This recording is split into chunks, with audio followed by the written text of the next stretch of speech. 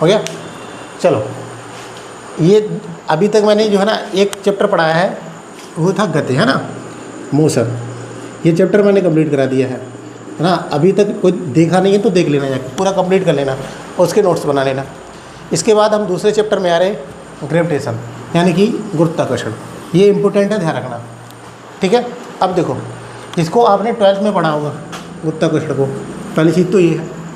अब देखो, न्यूटन ने सबसे पहले गुरुत्वाकर्षण के बारे में न्यूटन ने चीज़ों को बताया है। जैसे हुआ क्या कि कैसे करना होता है, देखो हुआ क्या कि ये लिख के आता, बताते भी हैं लोग। क्या हो रहा था, न्यूटन भाई एक बार ऐसे जा रहे थे और हुआ क्या, एक पेड़ के नीचे वो लेट गए तो ऊपर से एक फल गिरा। और फल गिरने के बाद क्या हुआ, फल गिरा तो न्यूटन ने ये कहा कि यार ये फल ऊपर ही क्यों नहीं गया, नीचे कैसे आ गया, फल नीचे क्यों आया, ये ऊपर क्यों नहीं चला गया। तो उसने कहा कुछ ना कुछ ऐसी चीज़ें हैं जिसकी वजह से क्या है कि ये पृथ्वी जो है ना अपनी तरफ, जो ऊपर से गिरने वाली वस्तुएं हैं उनको अपनी तरफ आकर्षित कर लेती है। तो उन्होंने फिर बाद में इसके ऊपर प्रयोग किए और प्रयोग करने के बाद एक रिजल्ट निकाला कि पृथ्वी के पास एक अपना गुरुत्वाकर्षण बल होता है। जब इन्होंने पृथ्वी के बारे में बताया कि गुरुत्वाकर्षण बल होता है, उसके बाद इन्होंने कहा कि एक सिंपल इन्होंने कंसेप्ट दिया कि जितनी भी वस्तुएं जिनमें द्रव्यमान होता है ना, उनमें सब में क्या है, हमेशा गुरुत्वाकर्षण बल पाया जाएगा, ठीक है। जो वस्तु जितनी भारी होगी उतना ही उसमें ज़्यादा गुरुत्वाकर्षण बल पाया जाएगा, ठीक है। यानी कि अगर हम बात करें गुरुत्वाकर्षण बल किसकी वजह से उत्पन्न होता है, तो वो होता है वस्तु के द्रव्यमान की वजह से, ठीक है। अगर हम बात करें यहाँ पे, तो सबसे पहले ये बनेगा क्वेश्चन कि भाई गुरुत्वाकर्षण का नियम जो है ना वो किसने दिया था। तो सबसे पहले किसको बताएंगे, न्यूटन ने। गुरुत्वाकर्षण बल का नियम किसने दिया था, न्यूटन ने। अब न्यूटन का एक समीकरण है जिसको थोड़ा ध्यान रखना। न्यूटन ने ये कहा कि अगर दो वस्तुएं हैं, एक वस्तु को जिसको हम इसका द्रव्यमान हम m1 मान लें और दूसरी वस्तु जिसका द्रव्यमान हम m2 मान लें, और इनके बीच में अगर दूरी, इनके सेंटरों के बीच में दूरी अगर r है, यानी कि r इनके बीच में सेंटर, इनके दोनों सेंटरों के बीच में दूरी यानी केंद्रों के बीच में दूरी r है, तो इनके बाद अगर हम यहाँ पर बात करें इसका लगने वाला F1 और इसका देखो होता क्या, उसने ये बताया कि जितना बल अगर F1 बल मैं मान लूँ M1 वाले का, इसका मान लूँ ये वाला जो वस्तु मैंने यहाँ पर A लिख देता हूँ, इसको B लिख दिया, ठीक है। तो जो वस्तु A है ना, तो जितना बल F1 जो जितना मतलब वस्तु A के द्वारा जो बल F1 है ना, वो वस्तु B पे जितना लगाएगा ना उतना ही F2 वस्तु B जिसका बल F2 है उतना ही क्या करेगी, ये A पे लगाएगी। समझ में आया ना। अगर हम इसका मतलब क्या, उन्होंने कहा कि अगर एक सीधी बात करें तो F1 बराबर F2 होगा, यानी कि बल जो है ना दोनों को समान होगा। जो बल होना एक दूसरे को जो आरोपित करते हैं ना, बल जो एक दूसरे के ऊपर वस्तु आरोपित करेंगी, यानी जो एक दूसरे के आपस में वस्तु खींचेगी ना, आकर्षित करेंगी, तो क्या होगा कि ये दोनों बराबर होगा। अगर किसी एक का कम हो गया ना, मान के लो इसका ज़्यादा हो गया, बी वस्तु का बल ज़्यादा हो गया और ए वाली वस्तु का बल कम रहा, इस पर कम बल है, तो ये क्या करेगी, बी वाली वस्तु क्या करेगी, ए को अपनी तरफ आकर्षित कर लेगी, ठीक है। ये तो समझ में आ गया ना। अब देखो इन्होंने फिर इसके लिए एक फॉर्मूला दिया। इन्होंने कहा कि जो गुरुत्वाकर्षण बल होता है ना, वो होता है F बराबर G M1 और M2 अपॉन R²। इसका मतलब उन्होंने ये कहा जो गुरुत्वाकर्षण बल होता है वो दोनों वस्तुओं के द्रव्यमानों के गुणनफल और इसके बीच में जो त्रिज्या, इसके बीच में इनके केंद्रों के बीच की दूरी के वर्ग के बराबर होता है, ठीक है। व्युत्क्रमानुपाती, यानी यहाँ से एक रिलेशन देखना चाहें तो यहाँ पर जो F होता है वो M1 M2 यानी कि वस्तुओं के द्रव्यमानों के समानुपाती होता है, और यहाँ से दूसरा चीज़ देखना चाहें कि इनके बीच में केंद्रों के बीच में दूरी के वर्ग के व्युत्क्रमानुपाती होता है। ये संबंध बनेगा ना, ठीक है। यानी कि सबसे पहले चीज़ अगर पूछा जाए गुरुत्वाकर्षण बल का सिद्धांत किसने दिया, तो न्यूटन ने दिया। न्यूटन ने क्या बताया, उन्होंने कहा कोई ऐसी वस्तु जिसमें द्रव्यमान होता है उसमें हमेशा क्या होगा, गुरुत्वाकर्षण बल पाया जाएगा। और दो वस्तुओं के मध्य अगर गुरुत्वाकर्षण के बल की बात करेंगे तो दोनों वस्तुएं गुरुत्वाकर्षण बल में क्या होती है, एक वस्तु दूसरे वस्तु के ऊपर बराबर बल आरोपित करेगी, ठीक है। उसके बाद इन्होंने बताया अगर एक वस्तु का द्रव्यमान हम M मान लें, दूसरी का द्रव्यमान हम M2 मान लें, और इनके बीच के जो सेंटर होते हैं ना, केंद्र होते हैं ना, उनके बीच की दूरी में R मान लूँ, तो इनके जो गुरुत्वाकर्षण बल बनेगा वो बनेगा F बराबर G m1 m2 upon are square. इसका मतलब ये हुआ कि f समानुपाती होता है किसके, इनके वस्तुओं के द्रव्यमान के गुणनफल के, और व्युत्क्रमानुपाती किसके होता है, वस्तुओं के इनके बीच की केंद्रों की दूरी के।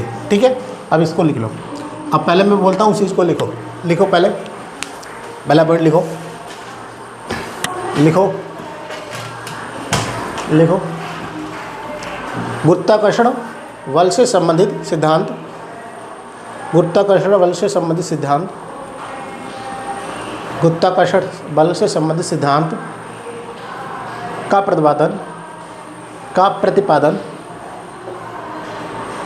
प्रतिपादन न्यूटन ने किया, न्यूटन ने किया, न्यूटन ने किया, न्यूटन ने किया। फिर दूसरा पॉइंट लिखो, न्यूटन के गुरुत्वाकर्षण नियम के अनुसार, न्यूटन के गुरुत्वाकर्षण नियम के अनुसार, न्यूटन के गुरुत्वाकर्षण नियम के अनुसार,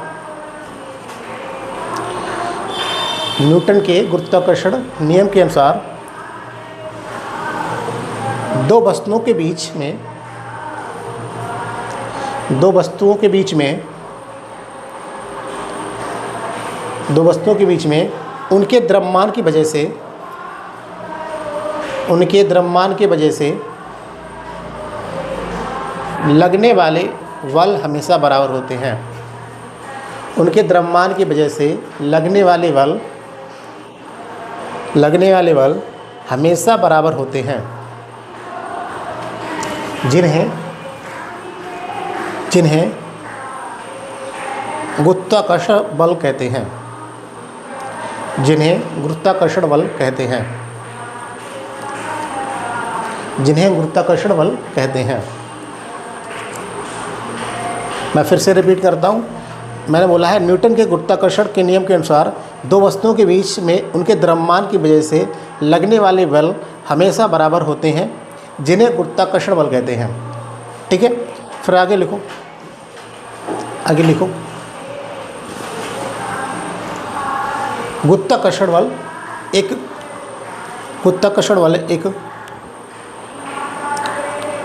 दुर्बल बल है, दुर्बल, कमज़ोर। गुरुत्वाकर्षण बल एक दुर्बल बल है, गुरुत्वाकर्षण बल एक दुर्बल या कमज़ोर बल है। अगला लिखो, गुरुत्वाकर्षण बल एक आकर्षण बल है, गुरुत्वाकर्षण बल एक आकर्षण बल है, गुरुत्वाकर्षण बल एक आकर्षण बल है, गुरुत्वाकर्षण बल एक आकर्षण बल है। फिर अगला पॉइंट लिखो, गुरुत्वाकर्षण बल सभी दूरियों के लिए वैध है, गुरुत्वाकर्षण बल सभी दूरियों के लिए वैध है, गुरुत्वाकर्षण बल सभी दूरियों के लिए वैध है, छोटी या बड़ी, छोटी या बड़ी, छोटी या बड़ी। मतलब इसका मतलब क्या है, इसका मतलब ये है कि उन्होंने ये बताया, देखो पहली चीज़ तो ये कहा कि गुरुत्वाकर्षण बल होता है वो कैसा होता है, सबसे मतलब कमज़ोर बल होता है ना। दूसरी चीज़ क्या है, ये हमेशा आकर्षण लगेगा, प्रतिकर्षण नहीं लगेगा। ठीक है, प्रतिकर्षण मतलब समझते हो, जैसे दो चुम्बकों को अगर ले, ऐसे मैंने बताया होगा, याद होगा, अगर जैसे दो चुम्बकें ले हम, एक अगर चुम्बकों में एक नॉर्थ पोल होता है, दूसरा साउथ पोल होता है। दूसरी चुम्बक अगर फिर हम लें और अगर हम कहें ये नॉर्थ पोल है और ये साउथ पोल है, तो अगर दो चुम्बकें हैं तो इनके जो नॉर्थ और नॉर्थ पोल दोनों सामने अगर आ जाए ना, तो ये दूर भागती हैं चुम्बकें। तो इस प्रकार का बल क्या कहलाएगा, अपकर्षण बल कहलाएगा। यानी कि क्या कहेंगे हम, इसका उल्टा आकर्षण का क्या होगा, आकर्षण का क्या कहते हैं इसको, प्रतिकर्षण। ठीक है, इसका मतलब क्या है, ये प्रतिकर्षण बल कहलाएगा। लेकिन गुरुत्वाकर्षण बल की हमेशा टेंडेंसी ये होती है, वो हमेशा कैसा लगेगा, आकर्षण वाला बल लगेगा। ठीक है, ध्यान रखना। और एक चीज़, दूसरी चीज़ ये है कि गुरुत्वाकर्षण बल हमेशा ही होगा। दो वस्तुओं के मध्य में अगर दो वस्तुएं अगर रखी है ना, चाहे कोई वस्तु रखी है, ऐसे और ऐसे रखी हो, चाहे वो ऐसे और ऐसे रखी हो, पास में रखी हो, मतलब कितनी भी दूर रखी हो, कितनी भी पास रखी हो, हमेशा उनमें गुरुत्वाकर्षण बल लगेगा। यानी कि ये गुरुत्वाकर्षण बल की बात करें तो ये सभी दूरियों के लिए वैध है। क्लियर बात है ना। चलिए अभी इसको लिखना है, उसके बाद में अभी पोलर पॉइंट और लिखो। न्यूटन का गुरुत्वाकर्षण नियम, न्यूटन के गुरुत्वाकर्षण नियम, न्यूटन के गुरुत्वाकर्षण नियम का नियम, न्यूटन के नियम, न्यूटन के तीसरे नियम, न्यूटन के गति के तीसरे नियम, न्यूटन के गति के तीसरे नियम का अनुसरण करता है। न्यूटन के गति के तीसरे नियम का अनुसरण करता है। न्यूटन के गति के तीसरे नियम का अनुसरण करता है। अब देखो, अब यहाँ पर अगर बात करें न्यूटन का गति के तीसरा नियम, तो याद होगा आपको न्यूटन के गति का तीसरा नियम जो मैंने बताया था, मैंने कहा था एक्शन इक्वल टू रिएक्शन, बताया था ना। यानी कि जो अगर कोई वस्तु है ना जिसके ऊपर हम बल लगा रहे हैं ना, उतना ही अपोजिट डायरेक्शन में वो हमारे ऊपर बल लगाती है। जैसे इसके एग्जांपल मैंने लिए थे, आपको याद होगा, मैंने कहा बंदूक से गोली को दागना। बंदूक से जब आप गोली दागते हैं ना, तो जितनी गोली इधर की तरफ जाती है, आगे तरफ जाती है, उतना ही वो क्या करती है, अब निकलते समय क्या करती है, उतना ही फोर्स आपके ऊपर अप्लाई करती है। उसी प्रकार से आपको याद होगा मैंने एक बताया था रॉकेट का उड़ना। रॉकेट जब ऊपर की तरफ उड़ता है ना, तो इसके पीछे क्या निकलती है, गैसें निकलती हैं। और जो गैसें जो निकलती हैं, तो गैसें क्या करती हैं, उस रॉकेट के ऊपर उतना ही विपरीत दिशा में क्या करती हैं, बल आरोपित करती हैं। अब बल आरोपित करते हैं तो न्यूटन का मतलब क्या एक्शन, यानी गैस बाहर निकली और इसका जस्ट रिएक्शन क्या हुआ, उसको रॉकेट को आगे की गति प्रदान कर देना। तो एक्शन इक्वल टू रिएक्शन होता है। बाद बाकी मैंने बताया रॉकेट जो है ना संवेग संरक्षण के नियम पे कार्य करता है, ये मैंने आपको बताया था, याद होगा ना। ठीक है, तो अगर यहाँ पर देखें, मैंने यहाँ पर बताया गुरुत्वाकर्षण बल का नियम। गुरुत्वाकर्षण बल कहीं ना कहीं आपको ऐसा नहीं लगता है, मैंने बता रहा हूँ कि जैसे m1 है ना, ये m1 द्रव्यमान वाली वस्तु m2 वाले द्रव्यमान वाली वस्तु पर उतना ही बल आरोपित करेगी जितना m2 द्रव्यमान वाली वस्तु m1 पे आरोपित करेगी। ये मैंने लिखा F1 बराबर F2। इसका मतलब क्या समझ में आ रहा है कि ये कहीं ना कहीं न्यूटन के गति का तृतीय नियम तो कहीं लग रहा ना। तो इस प्रकार से गुरुत्वाकर्षण बल बताया जाता है। क्लियर बात ना। तो इसलिए मैंने पॉइंट लिखा है कि न्यूटन के तृतीय नियम का अनुसरण करता है। न्यूटन के गति के तृतीय नियम का अनुसरण करता है कौन सा, गुरुत्वाकर्षण बल। अब इसको आप लिख लीजिएगा, लिखो, इसको लिख लो, जल्दी से इसको लिखो। अच्छा, जब ये लिख लो उसके बाद ये चित्र बना लेना। ठीक है, ये तो लिखना नहीं है ना, ये इतना लिखना है ना, ये वाला सब कुछ। ठीक है, इसको लिख लो।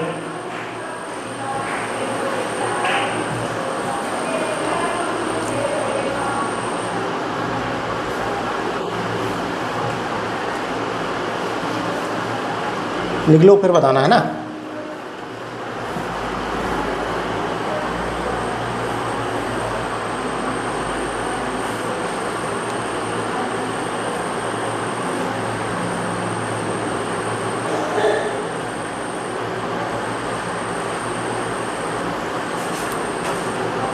तो इसको आप लिख लें, फिर बताइए।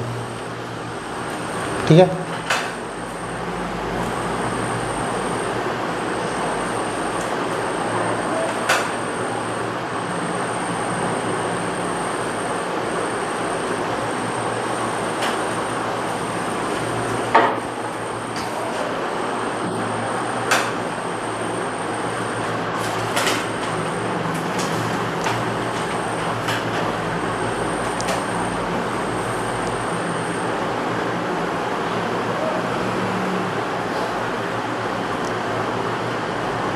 लिख लिया, बैठ गए।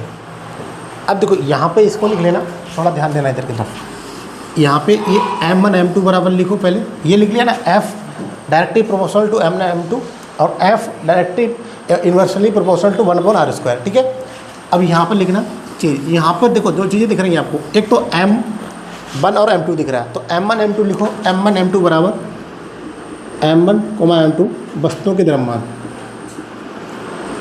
वस्तुओं के द्रव्यमान, वस्तुओं के द्रव्यमान आर आर आर बराबर लिखना वस्तुओं के बीच, वस्तुओं के केंद्रों के बीच की दूरी, वस्तुओं के केंद्रों के बीच की दूरी।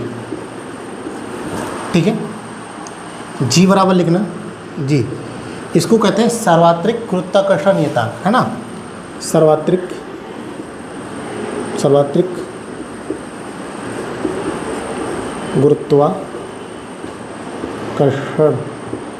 गुरुत्वाकर्षण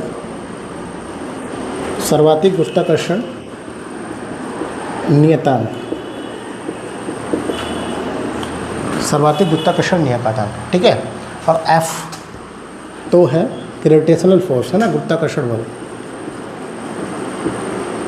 गुरुत्वाकर्षण बल, ठीक है, लिख लिया।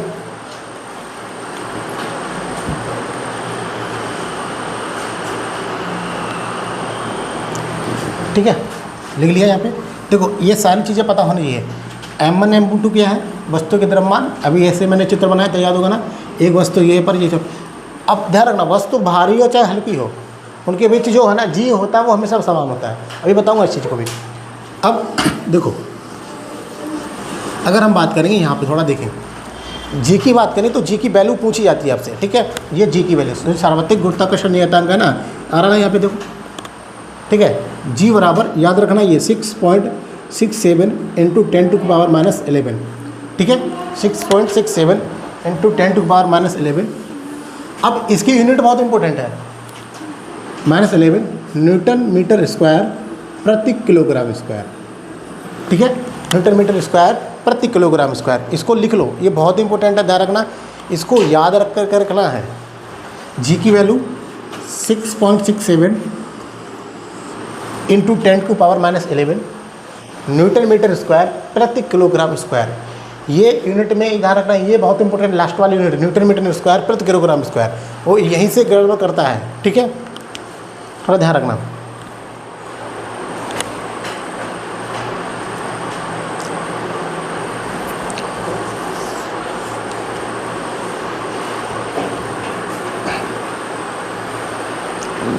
ठीक है, समझ में आ गया ना।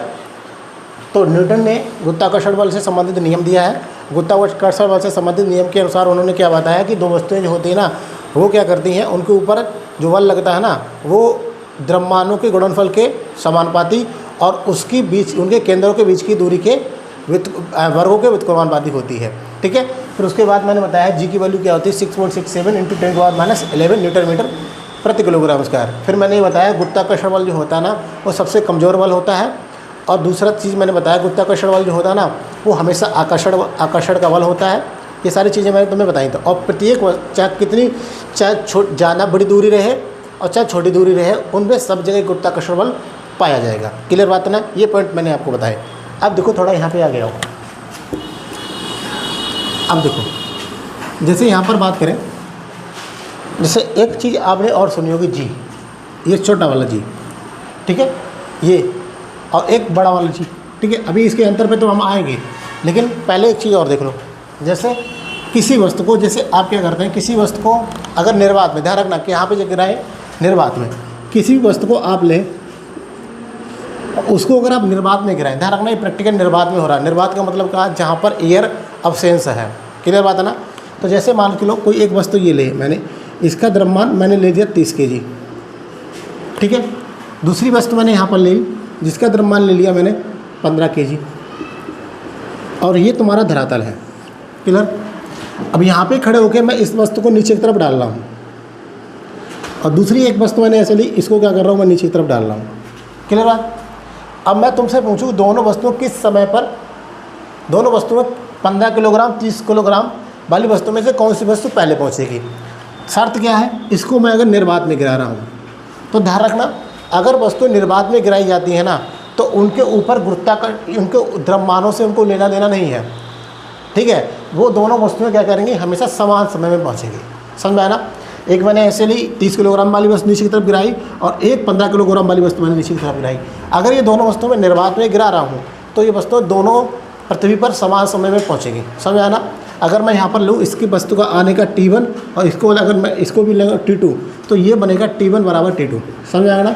इसका मतलब क्या है, दोनों वस्तुएं समान समय में नीचे की तरफ गिरेंगी। क्लियर बात है ना। अभी लिखेगा नहीं, फिर बता रहा हूँ। दूसरी चीज़, अगर एक वस्तु मैंने ऐसे ली, एक वस्तु मैंने ऐसे ली, ध्यान रखना ये सब निर्वात में प्रैक्टिकल हो रहे हैं। एक वस्तु मैंने ऐसे ली यहाँ पे, खड़े, इसको मैंने नीचे की तरफ ऐसे गिराया, ये धरातल है, इसको मैंने नीचे की तरफ ऐसे गिराया है यहाँ से, और ये मान लो 20 kg की है, और दूसरी वस्तु मैंने ली और यहाँ से यहाँ पे खड़ा था और मैंने इसको ऐसे करके गिराया है, इस तरह से नीचे की तरफ, क्लियर बात, इस तरफ से नीचे की तरफ गिराया, और इस वस्तु का द्रव्यमान मान लो मैं 30 kg ले लेता हूँ, और मैं कहूँ कि दोनों वस्तु में से कौन सी वस्तु पहले पहुँचेगी।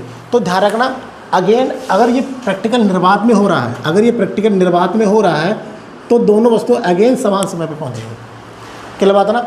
यानी कि अगर इसका मैं टाइम T1 ले लूँ और इसका टाइम अगर T2 ले लूँ तो T1 इक्वल टू क्या बनेगा, T2 बनेगा, यानी कि दोनों वस्तु अगेन समान समय में पहुँचेगी। शर्त क्या है, निर्वात में हो रहा है।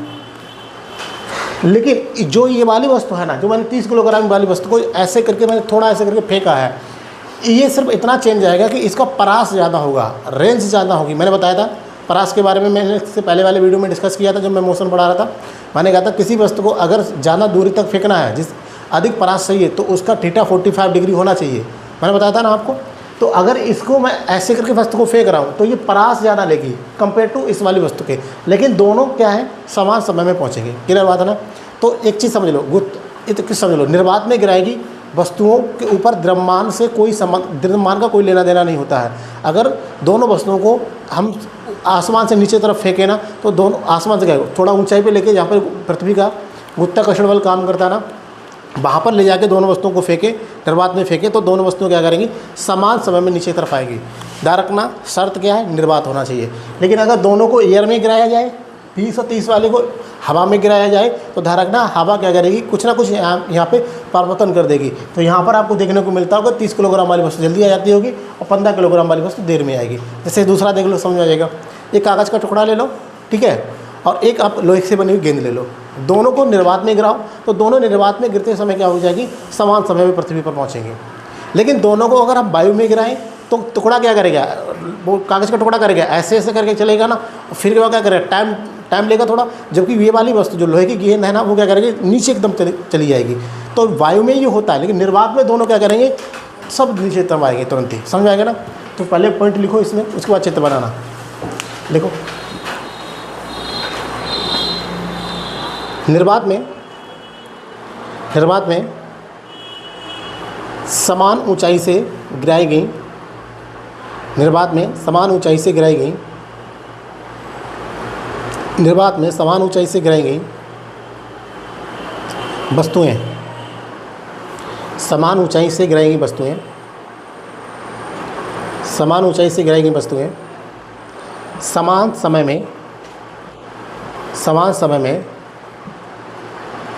समान समय में नीचे की तरफ पहुंचती हैं।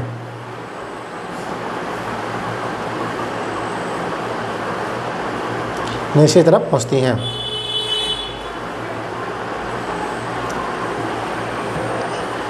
समान समय में नीचे की तरफ पहुंचती हैं। जैसे ये दोनों डायग्राम बना लो, फर्स्ट डायग्राम ये है और सेकंड डायग्राम ये है ना। इस वाले को बना लेना, ठीक है। ये लिख लेना धरातल, और इसके सामने लिख लेना समान समय में पृथ्वी पर पहुंचेगी, समान समय में धरातल पर पहुंचेंगी।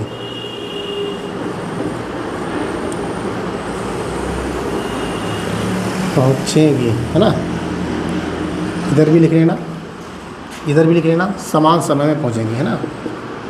ये भी धरातल है ना, समान समय में धरातल पर पहुंचेंगे, धरातल पर पहुंचेंगे,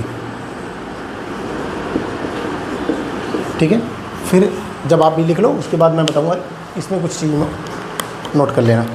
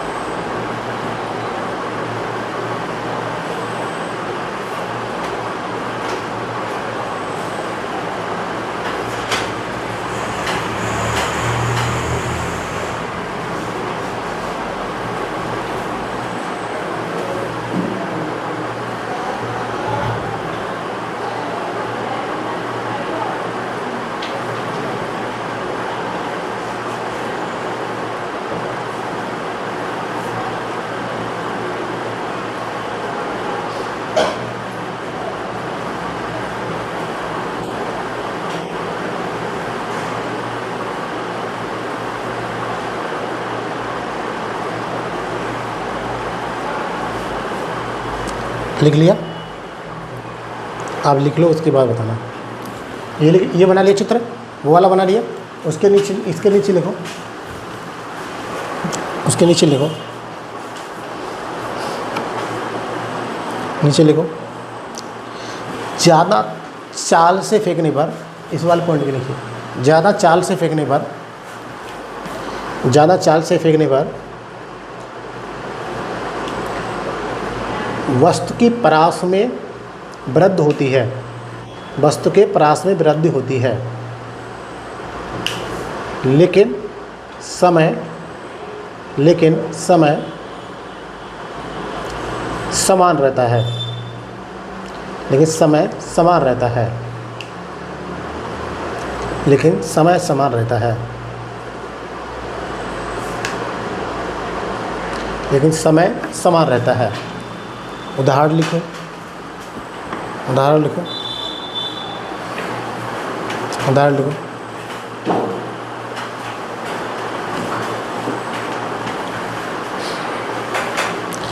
उदाहरण लिखो, लोहे की बनी गेंद, लोहे की बनी गेंद, उदाहरण लिखो, उदाहरण बहुत पूछे जाते हैं ना। लोहे की बनी गेंद व लोहे की बनी गेंद व कागज़ के टुकड़े को, लोहे की बनी गेंद व कागज़ के टुकड़ों को समान ऊंचाई से निर्वात में गिराया जाए, समान ऊंचाई से निर्वात में गिराया जाए, समान ऊंचाई से निर्वात में गिराया जाए तो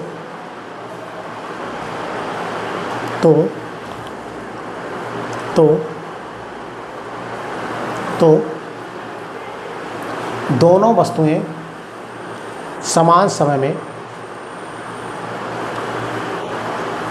दोनों वस्तुएं समान समय में पृथ्वी पर पहुंचेंगी।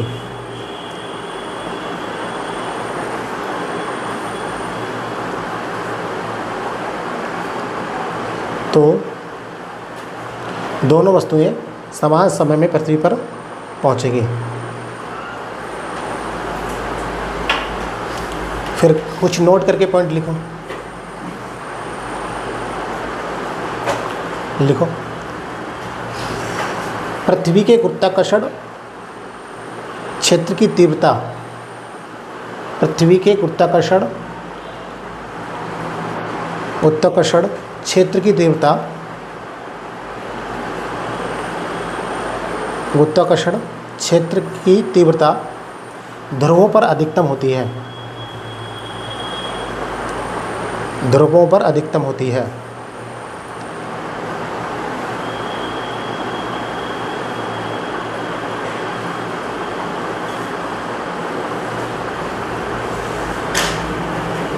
फिर आगे लिखो, अगला पॉइंट लिखो, नोट दूसरा लिखो। जैसे जैसे हम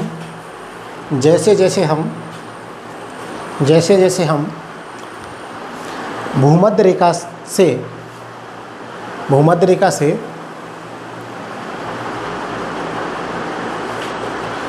रेखा से उत्तर की ओर जाते हैं, भूमध्य रेखा से ऐसे ना, ये भूमध्य रेखा होती है, बताया था ना, ऊपर की तरफ, उत्तर की तरफ, मतलब ऊपर की तरफ जाना। भूमध्य रेखा से उत्तर की तरफ जाते हैं तो गुरुत्वाकर्षण के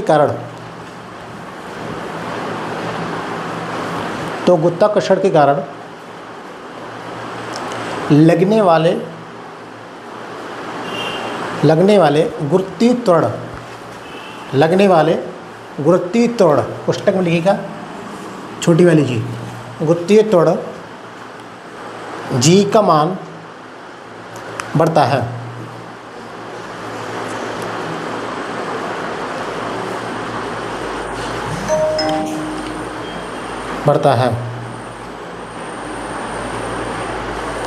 गुरुत्वीय त्वरण पुस्तक में छोटी जी का मान बढ़ता है। ठीक है,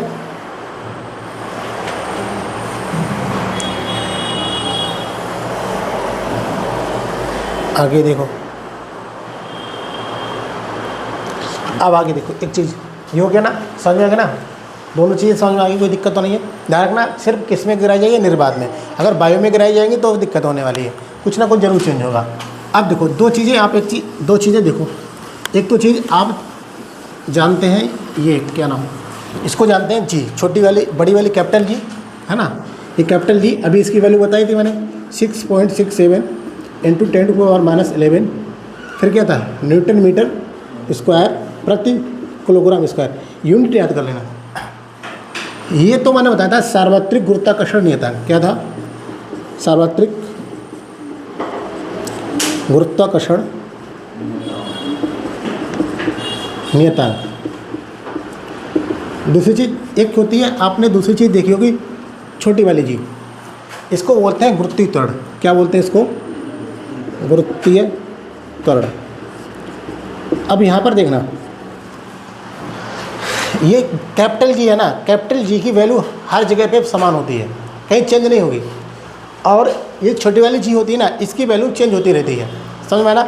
जैसे अगर बात करें कि अगर आप पृथ्वी पे देखें, पृथ्वी पर देखें तो पृथ्वी पर 9.8 के आसपास में होती है, 9.8, और कहीं के पे आप इसको देखोगे ना तो 10 लिख देते हैं, ठीक है, यानी कैपिटल जी की वैल्यू इतनी मिलेगी। लेकिन अगर हम चंद्रमा पे बात करें तो चंद्रमा पे बात करें तो 10/6 यानी कि पृथ्वी के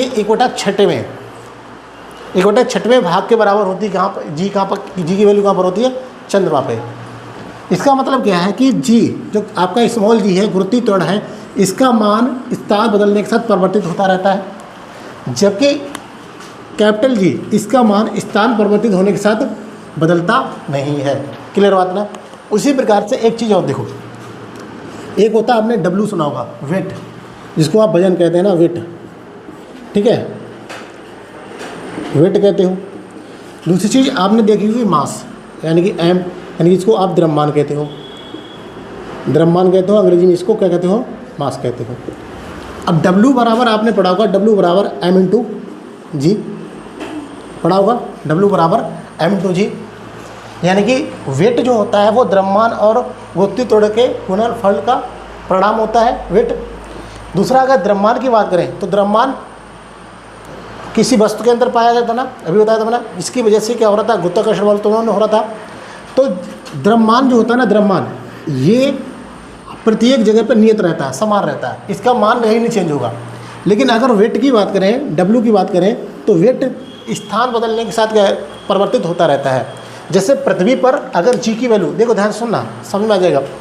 अगर मान चलो कोई वस्तु, ऐसे मान चलो कोई वस्तु, अगर मैं मान चलूँ कि किसी वस्तु का द्रव्यमान 10 किलोग्राम है, ठीक है, और अगर ये वस्तु पृथ्वी पर है, तो इसका अगर मैंने जी की वैल्यू, मैंने ये मान ली जी की वैल्यू 60 है, ठीक है, मान ली मैंने। तो यहाँ पे अगर वेट निकालना चाहे तो डब्ल्यू बराबर कितना आएगा, 60 × 10, तो कितना आएगा, 600 आ जाएगा ना, समझ में आ रहा। लेकिन अगर यहाँ पे आ रहा ना, देखो आ रहा, अगर यहाँ पर देखें, यहाँ पर अगर देखें यहाँ पर देखिए चंद्रमा पे अगर इसको हम ले जाएं, चंद्रमा पे ले जाएं, तो चंद्रमा पे अगर देखना चाहें तो मास तो समान रहेगा, द्रव्यमान तो समान रहेगा, तो इसकी वैल्यू कितनी आएगी, 10 आएगी। लेकिन जी की वैल्यू अभी मैंने बताया था कि पृथ्वी पे जितना भी होता ना जी, उसके 1/6 होती है, तो 60 का 1/6 निकालोगे तो कितना बनेगा, 10। तो जी की वैल्यू कितनी हो जाएगी, इंटू 10 हो जाएगी, तो यहाँ पर कितना होगा, 100। इसका मतलब क्या है कि हम देखना चाहें कि जी की, यानी कि जो वेट होता है, जो वजन होता है, उसकी वैल्यू स्थान परिवर्तित होने के साथ बदलती रहती है, जबकि जो द्रव्यमान होता है उसकी वैल्यू स्थान परिवर्तित करने के साथ कोई इस पर फर्क नहीं पड़ता है। जिस प्रकार से इस जी की वैल्यू को, कैपिटल जी की वैल्यू स्थान परिवर्तित होने के साथ नहीं बदलती है, और स्मॉल जी की वैल्यू स्थान परिवर्तित होने के साथ बदलती रहती है। तो अब लिखो नीचे, अब लिखो आगे की तरफ लिखो, पहले तो ये सब लिख डालो एकदम जल्दी से नीचे, उसके बाद हम नोट में पॉइंट लिखा देते हैं।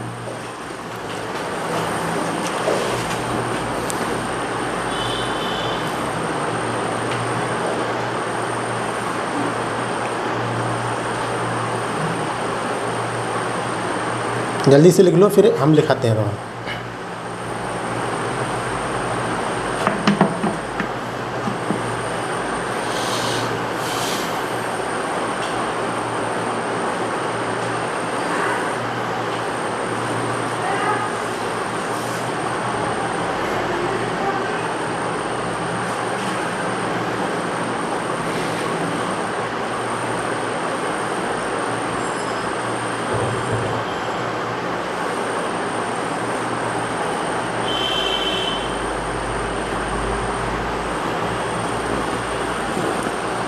ये जल्दी से लिख लो इसको, फिर मैं चीज़ें लिखाता हूँ, उसको नोट में लिखने जाना और क्वेश्चन वहीं से आएगा फिर।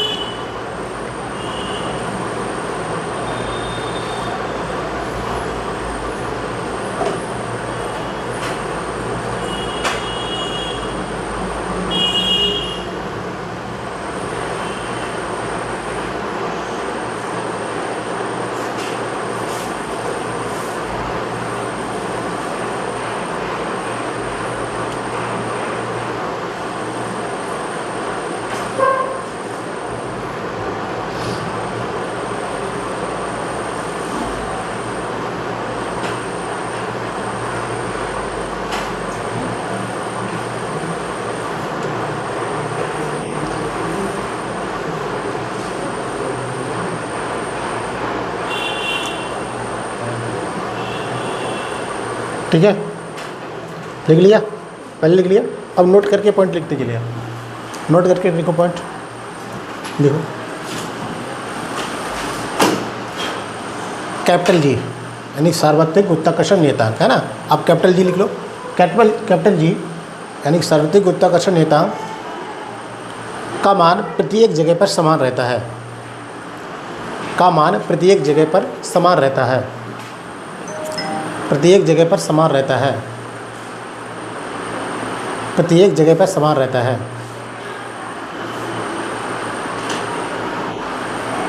प्रत्येक जगह पर समान रहता है। अर्थात कैपिटल जी यानी सार्वत्रिक गुरुत्वाकर्षण नियतांक का मान स्थान बदलने के साथ नहीं बदलता है, स्थान बदलने के साथ नहीं बदलता है, का मान स्थान बदलने के साथ नहीं बदलता है।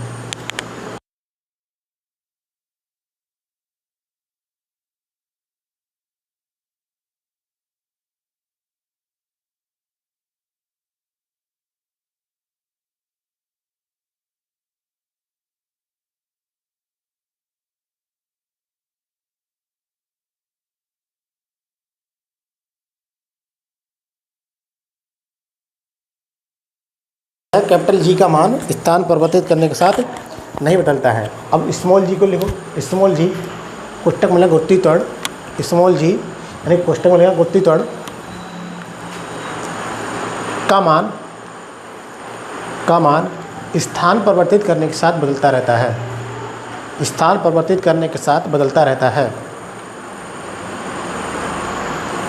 स्थान परिवर्तित करने के साथ बदलता रहता है,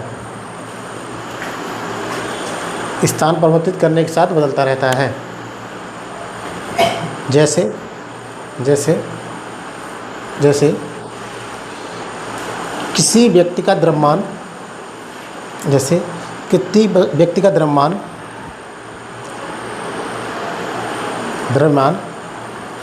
या किसी वस्तु का भार लिखो,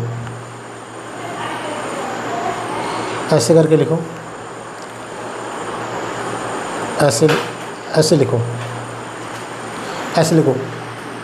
एग्जाम्पल लेकर के लिख लो, एग्जाम्पल उसी में नीचे लिखो। एक व्यक्ति का भार, एक व्यक्ति का भार, एक व्यक्ति का भार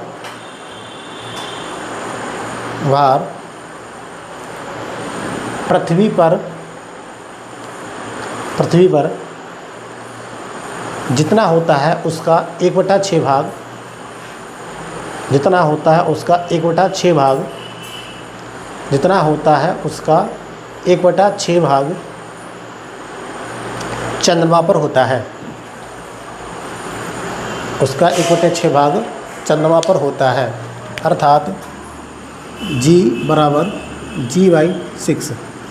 अब इसमें लिख लेना, ये तो है पृथ्वी पे और ये रहेगा कहाँ पर, चंद्रमा पर। ठीक है। जी बराबर GY6। जैसे आपसे ऐसे पूछा जाए ना कि 60 किलोग्राम वाले व्यक्ति का 60 किलोग्राम वाले व्यक्ति का अगर हम बात करें 60 किलोग्राम वाले व्यक्ति का पृथ्वी पर अगर 60 kg दिखा रहा ना, तो वो चंद्रमा पे कितना रहेगा, तो 60/6 तो कितना दिखाएगा 10 kg। समझ में आया ना इस चीज़ को। तो मैंने ये बताया, तो जी बराबर GY6 ये पृथ्वी पे दिखाएगा और ये किस पे दिखाएगा, चंद्रमा पे। ठीक है। फिर अगला हेडिंग बनाओ भार। भार उसमें लिखो भार, भार लिखो भार लिखा ना, फिर भार लिखो। भार एक सदिश राशि है। भार मतलब ये वाला W, इसको वेट कहते हैं अंग्रेजी में ना। भार एक सदिश राशि है। भार एक सदिश राशि है। फिर अगला लिखो, भार एक प्रकार का बल है। भार, नेक्स्ट पॉइंट, भार एक प्रकार का बल है। भार एक प्रकार का बल है जो हमेशा नीचे की तरफ कार्य करता है। जो हमेशा नीचे की तरफ कार्य करता है। जो हमेशा नीचे की तरफ कार्य करता है। भार एक प्रकार का बल है जो हमेशा नीचे की तरफ कार्य करता है। जो हमेशा नीचे की तरफ कार्य करता है। देखो मैंने ये बताया भार एक सदिश राशि है और भार जो है ना एक प्रकार का बल है जो हमेशा नीचे तरफ, जैसे इस वस्तु का अगर बात करें ना, ये मानकर इसका अगर भार जो है ना वो हमेशा कैसे लगेगा, नीचे डायरेक्शन में लगेगा। क्लियर बात है ना। फिर W बराबर लिखो, W बराबर mg। W बराबर mg। फिर आगे लिखो, भार का मात्रक न्यूटन होता है। भार का मात्रक न्यूटन होता है।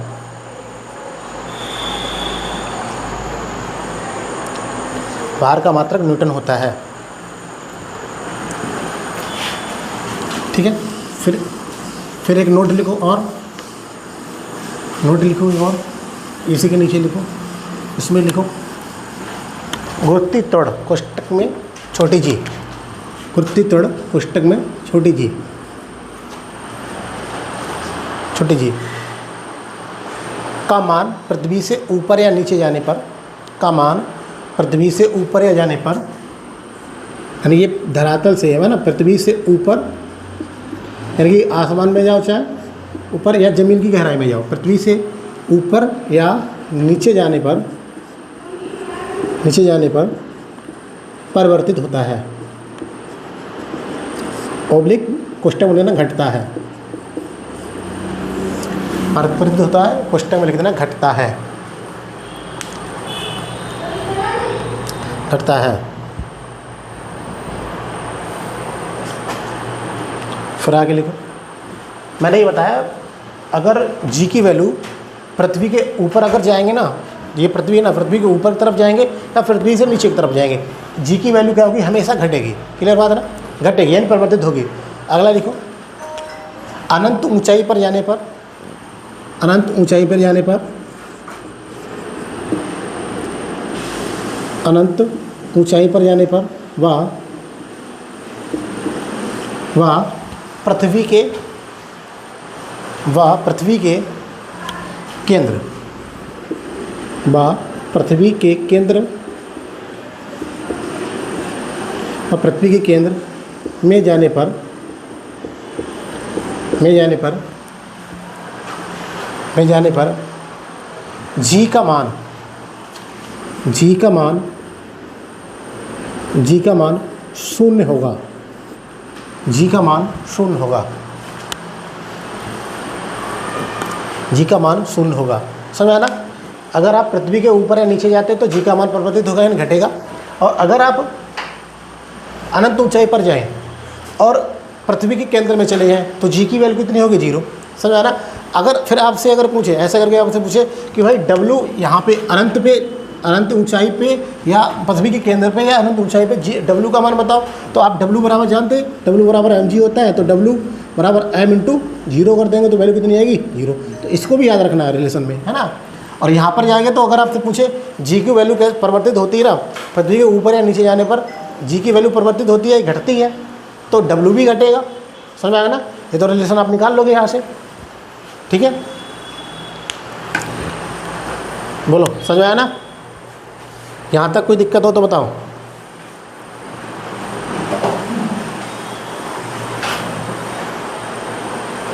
ठीक है, फिर ये बना लिया, मतलब लिख लिया था तुमने। अब आगे थोड़ा चलते हैं। अब इस जी को तो कंप्लीट कर ही लें, ये पूछा जाता है बार बार। अब देखो, पृथ्वी के आकार की वजह से भी ना, जैसे पृथ्वी का जो आकार है ना, पृथ्वी के आकार की वजह से भी जी का मान परिवर्तित होता है। क्लियर? जैसे पृथ्वी अगर हम देखें इस तरह से, अगर पृथ्वी हमारी है तो ये विषुवत रेखा होती है, पता ही है आपको, पता है मैंने, ये विषुवत रेखा होती है। और ये ऊपर की तरफ अगर देखें तो ये क्या होता है, ध्रुव होते हैं, ये पोल बोलते हैं अंग्रेजी में, ये इक्वेटर होता है, विषुवत होता है। तो अगर हम बात करें, अगर कोई व्यक्ति विषुवत रेखा से, देखो विषुवत रेखा से ध्रुवों की तरफ अगर जा रहा है, ध्यान रखना, विषुवत रेखा से ध्रुव की तरफ अगर जा रहा है तो जी की वैल्यू बढ़ेगी। क्लियर बात? मैं क्या बोल रहा हूँ, गुरुत्वीय त्वरण बढ़ेगा। अगर विषुवत रेखा से ध्रुव की तरफ कोई जाता है तो क्या, जो स्मॉल जी है ना, उसकी वैल्यू क्या करेगी, बढ़ेगी। क्या बात है ना, ध्यान रखना। लेकिन ये कैपिटल जी नो चेंज, कोई परिवर्तन नहीं आएगा, पता है ना, ये हर जगह समान रहता है। तो इसको बनाओ फिर लिखो पॉइंट, पृथ्वी के आकार के, इसको बनाओ फिर जल्दी से लिखो पॉइंट, मैं बता रहा हूँ। देखो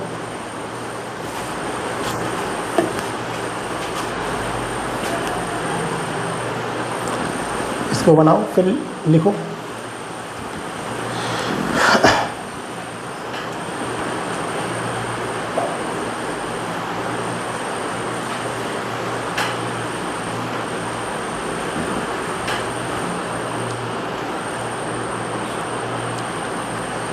अब लिखो, इस बना लिया, लिखो। पृथ्वी के ध्रुवों पर, पृथ्वी के ध्रुवों पर जी का मान सबसे ज़्यादा होता है। पृथ्वी के ध्रुवों पर जी का मान सबसे ज़्यादा होता है।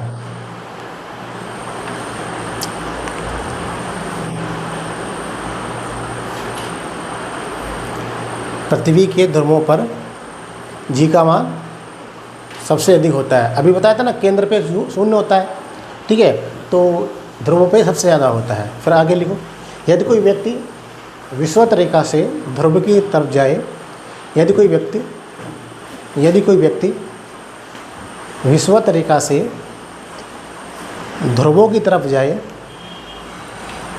तो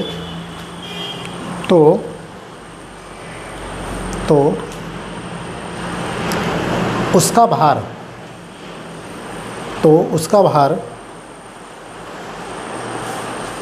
बढ़ेगा, तो उसका भार बढ़ेगा।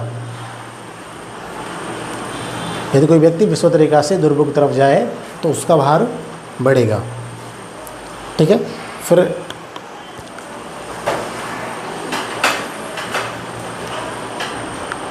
अब नोट करके लिखो एक पॉइंट।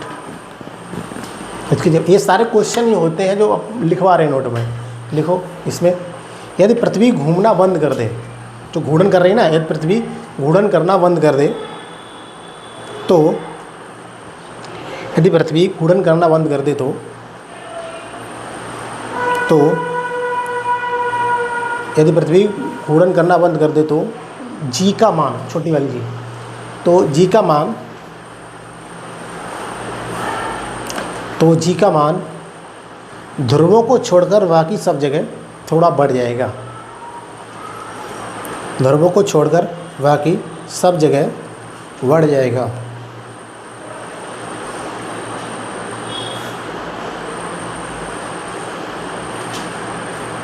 बाकी जगह बढ़ जाएगा, ध्रुवों को छोड़कर बाकी सब जगह बढ़ जाएगा। ठीक है, अगला कंसेप्ट डाल लो, लिफ्ट, है ना। किस पे? लिफ्ट, है ना। लिफ्ट से भी क्वेश्चन पूछे जाते हैं कि लिफ्ट ऊपर जाती है तो व्यक्ति को हल्का महसूस होता कि भारी, लिफ्ट नीचे आती है तो व्यक्ति को हल्का महसूस होता कि भारी। अगर लिफ्ट है और लिफ्ट अचानक टूट जाए तो क्या प्रभाव पड़ता है, ये बल्ब, ये डब्ल्यू जो है ना, अभी बताया था भार डब्ल्यू के ऊपर क्या प्रभाव पड़ेगा, है ना। फिर सारे क्वेश्चनों को बताऊंगा नेक्स्ट में। ठीक है, तो अभी तक इसको जी को थोड़ा ध्यान से पढ़ लेना, है ना। जो स्मॉल जी, कैपिटल जी बताया था, स्मॉल जी बताया था, ठीक है, इसको ध्यान रख लेना, क्योंकि यहाँ से क्वेश्चन सबसे ज़्यादा जी से ही पूछा जाता है। ठीक है, जी से पूछा जाता है। दोनों में अंतर, डिफरेंस तो बता ही दिया मैंने कि ये जो होता है, जो कैपिटल जी होता है ना, वो प्रत्येक जगह समान रहता है। स्मॉल जी होता है ना, ये परिवर्तित होता रहता है। अगर हम अनंत ऊंचाई पे जाएंगे या ध्रुवों पे जाएंगे तो जी की वैल्यू छोटी स्मॉल जी की जिसको गोती तोड़ कहते हैं वो बदलेगी, ठीक है। यानी कि अगर पृथ्वी पे अगर 60 दिखा रहा वैल्यू जी, तो चंद्रमा पे कितना दिखाएगा 10, जी/6 हो जाएगा। फिर मैंने बात की चीज़ें आपको बताई थी। तो सबसे ज़्यादा अगर बात करें तो जी की वैल्यू ध्रुवों पर होती है और सबसे कम कहाँ पर मिलेगी आपको, पृथ्वी के केंद्र पे, समझ में आया ना। और विषुवत रेखा से चलता हुआ व्यक्ति अगर ध्रुवों की तरफ जाता है तो जी की वैल्यू बढ़ेगी, ठीक है। और घूर्णन करना बंद कर दे पृथ्वी तो क्या होगा कि ध्रुवों को छोड़कर बाकी सब जगह पे क्या करेगी, जी की वैल्यू बढ़ जाएगी थोड़ी थोड़ी, ठीक है। इसको ध्यान रखेंगे, ठीक है। तो इतना आज रखते हैं, कल देखेंगे इसको लिफ्ट में, ठीक है, लिफ्ट वाले क्वेश्चन, ठीक है।